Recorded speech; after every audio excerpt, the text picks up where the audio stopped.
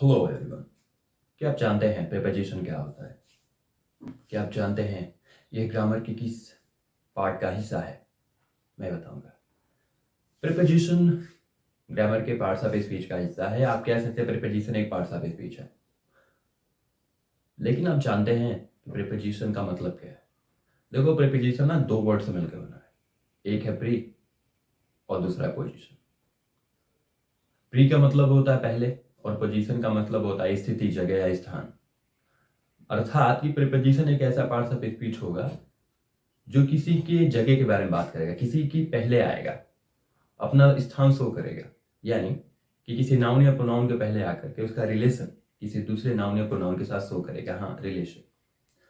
अगर मैं प्रीपोजिशन की बात करूं तो प्रीपोजिशन से चार चीजें शो होती। पहला स्पेस, दूसरा टाइम, रिलेशन और डिस्टेंस। स्थान के बारे में बात करेगा प्रीपोजिशन, समय के बारे में बात करेगा, संबंध के बारे में बात करेगा और दूरी के बारे में।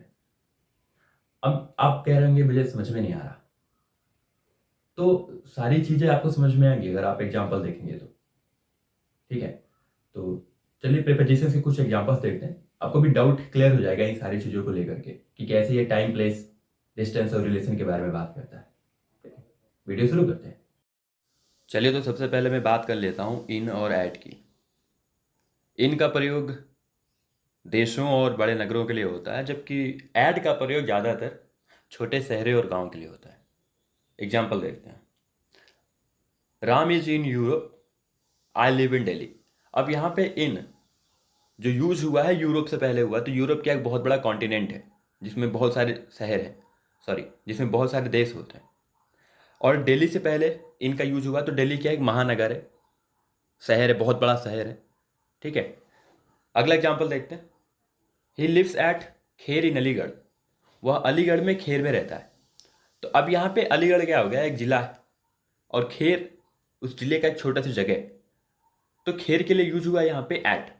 तो अब आप समझ गए होंगे इन और एट का प्रयोग बड़े देश, बड़े नगरों, और एट का प्रयोग छोटे शहरों और गांव के लिए क्यों होता है। अगर मैं आगे बात करूं इन, एट और टू, इनटू की, देखिए यहां पे इन और एट का जो प्रयोग होता है वो स्थिर वस्तुओं के लिए होता है, जबकि टू और इनटू का प्रयोग गतिशील वस्तुओं के लिए होता है। चलिए एग्जांपल देखते हैं। लिखा है ही इज इन बेड, वह अपने बिस्तर में है। तो यहां पे बेड से पहले इनका प्रयोग हो रहा है। बिस्तर में मतलब वहां पे वो रुका हुआ है, स्थिर है। He is at the top of the class, वह क्लास के सबसे ऊपर है। तो अब यहाँ पे क्या है, क्लास ना रुकी हुई चीज है, उसके ऊपर वो खड़ा है। आगे देख लेते हैं। ही रैन टू स्कूल, वह स्कूल की तरफ भागा। अब यहाँ पे जो स्कूल से पहले टू यूज हुआ है, क्या कह रहा है कि स्कूल की तरफ भागा। क्या हो रहा है यहाँ पे, मोशन हो रहा है, गति हो रही है। अगला देख लो। ही जम्प्ड इनटू द रिवर, वह नदी में कूद पड़ा। अब यहाँ पे जो इंटू है उसका यूज द रिवर से पहले हो रहा है, मतलब यहाँ पे जो इंटू है वो गति शो कर रहा है। ठीक है, तो आपको समझ में आ गया होगा इन, एट और टू और इनटू का प्रयोग प्राय स्थिर वस्तुओं और गतिशील वस्तुओं के लिए क्यों होता है। अगला देखते हैं ऑन और अपॉन। अब जो ऑन है इसका प्रयोग प्रायः या ज़्यादातर स्थिर वस्तुओं के लिए होता है, जबकि अपॉन का प्रयोग गतिशील वस्तुओं के लिए होता है। एग्जाम्पल देखते हैं। पहला एग्जाम्पल है he sat on a chair, वह कुर्सी पे बैठा है। तो कुर्सी हिल नहीं रही है और वो भी हिल नहीं रहा है, तो ऑन का प्रयोग चेयर से पहले हुआ है। ये क्या शो कर रहा है कि स्थिर वस्तु है चेयर, उससे पहले ऑन यूज हुआ है। ठीक है, अगला देखो upon. The cat spring upon the table, जो बिल्ली है वो टेबल पर उछली।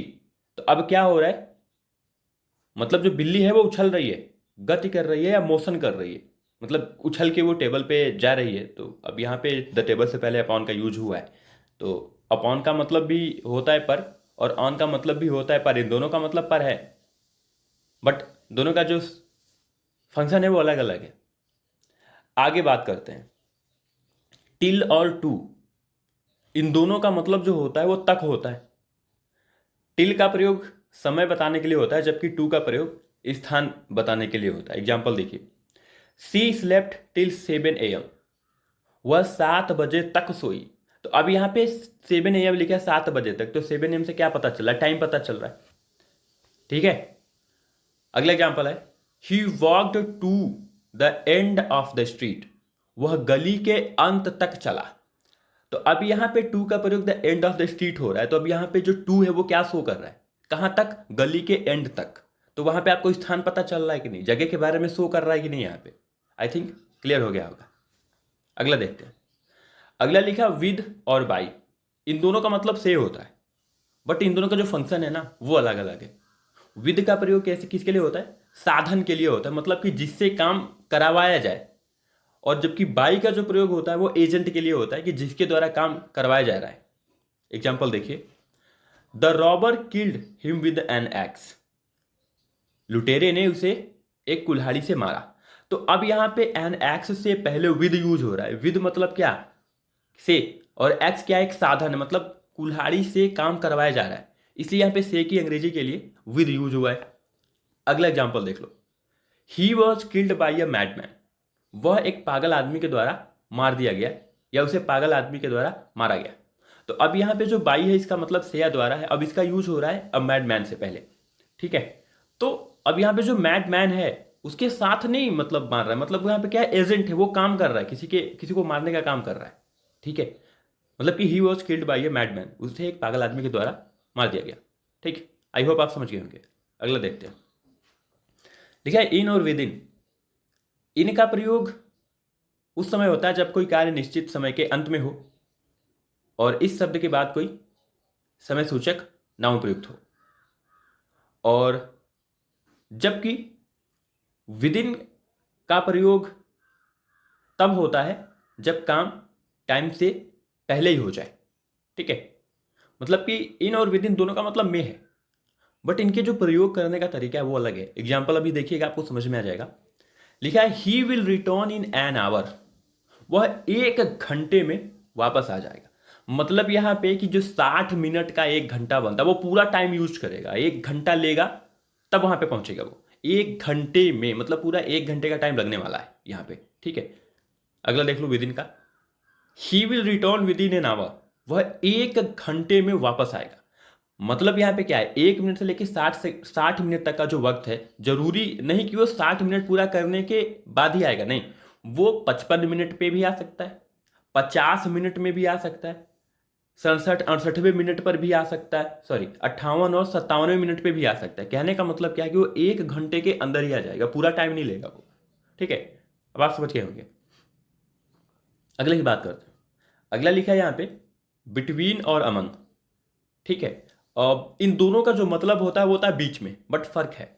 बिटवीन का जो अर्थ होता है वो होता है बीच में, लेकिन बिटवीन का यूज हम करते हैं सिर्फ 2 व्यक्तियों के लिए, 2 व्यक्तियों के लिए या 2 वस्तुओं के लिए।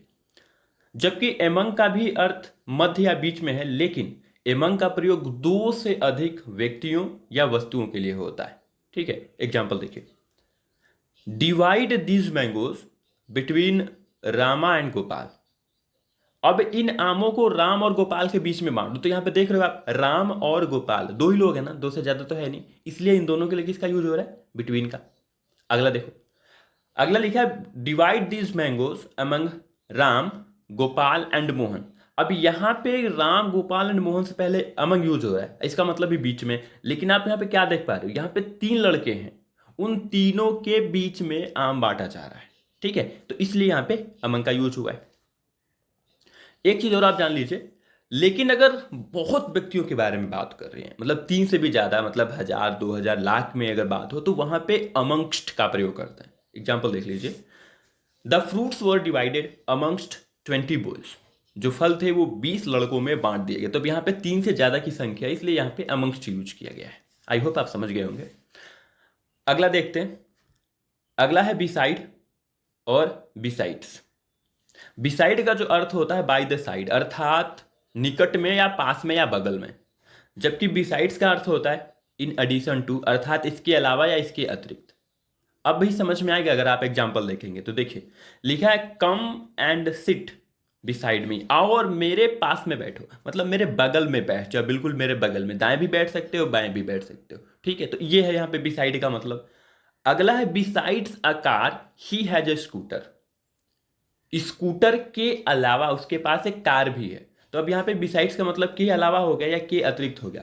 देखिए बिसाइड और बिसाइड्स में बस एक ही फर्क है कि बिसाइड्स में एस आता है और बिसाइड में एस नहीं आता है। तो जिसमें एस आ गया मतलब कि इसके अलावा, और अगर सिर्फ बिसाइड है मतलब कि बगल में। अब कॉमन सेंस अगर आप लगाएंगे तो देखेंगे बिसाइड में क्या कमी है, एस की कमी है। तो बिसाइड्स में क्या है, एक और एस जुड़ रहा है, मतलब अलग से एक और जुड़ा, तो इसके अलावा। तो एग्जाम्पल में क्या देखा है, स्कूटर के अलावा एक और कार। ठीक है, तो आप समझ गए होंगे। ओके, अगला देखते हैं। अगला लिखा है बट। ठीक है, बट को लेकर ना बहुत ज्यादा कंफ्यूजन होता है। तो जो बट है वो जो बट का प्रयोग ज्यादातर या सामान्यतः जो लोग कहते हैं वो कंजंक्शन की तरीके से होता है या संयोजक की तरीके से। एग्जाम्पल देखिए, लिखा है the man is poor but he is honest. आदमी गरीब है लेकिन ईमानदार है। तो अब यहां पे जो बट है वो इसका मतलब क्या हो गया, लेकिन हो गया, कंजंक्शन तरीके से यूज हो गया। लेकिन जब बट का प्रयोग प्रीपोजिशन के रूप में होता है या प्रीपोजिशन के तरीके से होता है तो इसका मतलब सिवाय होता है, सिवाय। ठीक है, एग्जाम्पल देखिए, लिखा है he had no choice but to obey. उसके पास आज्ञा पालन करने के सिवाय कोई और चारा नहीं था।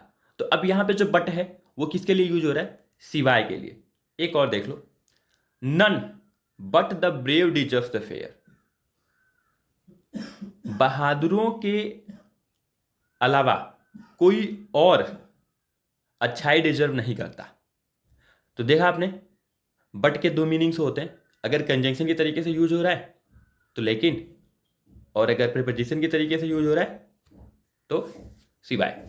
अगला देखते हैं, अगला है सिंस और फार। ये दोनों क्या काम करते हैं, टाइम इंडिकेट करते हैं। तो सिंस का जो प्रयोग होता है वो पीरियड, पॉइंट ऑफ टाइम के लिए होता है, मतलब कि टाइम के लिए होता है, मतलब एग्जैक्ट टाइम के लिए। ठीक है, और जो फार का यूज होता है वो एग्जैक्ट टाइम के लिए नहीं होता है, वो पीरियड ऑफ टाइम के लिए होता है। चलो एग्जांपल देखते हैं। देखा, she has eaten nothing since yesterday. उसने कल से कुछ नहीं खाया। तो अब यहाँ पे जो सिंस है, से यहाँ पे इसका मतलब है हिंदी में। तो आपने देखा कि कल से कुछ नहीं खाया, एकदम से आपके माइंड में क्लियर हुआ ना, एकदम एग्जैक्ट टाइम, कल से मतलब आज से एक दिन पहले। ठीक है, तो टाइम आपका क्लियर हो गया। सिंस का यूज करते हैं पॉइंट ऑफ टाइम के लिए। अगला अगर मैं बात कर लूँ फॉर का, तो जो फॉर का प्रयोग होता है वो अनिश्चित टाइम के लिए होता है, मतलब कि अनिश्चित समय के लिए होता है, पीरियड ऑफ टाइम के लिए भी आप कह सकते हो। जैसे लिखा है यहाँ पे, I have not seen him, I have not seen him for several days. मैंने कई दिनों से उसे नहीं देखा है, कई दिनों से उसे नहीं देखा। क्या आप जान पाए कि कितने कई दिन से, कौन सा कई दिन, जनवरी वाला, फरवरी वाला, मार्च वाला, किस महीने का कई दिन, नहीं पता ना। एग्जैक्ट टाइम आप कहाँ पता कर पाए, लेकिन आपको ये पता चल गया यहाँ की कि पीरियड ऑफ टाइम है, अनिश्चित समय है कई दिनों से, लेकिन एग्जैक्ट टाइम हमें पता नहीं चल पाई। I hope you will understood everything, आपको सब समझ में आ गया होगा। So thanks for watching.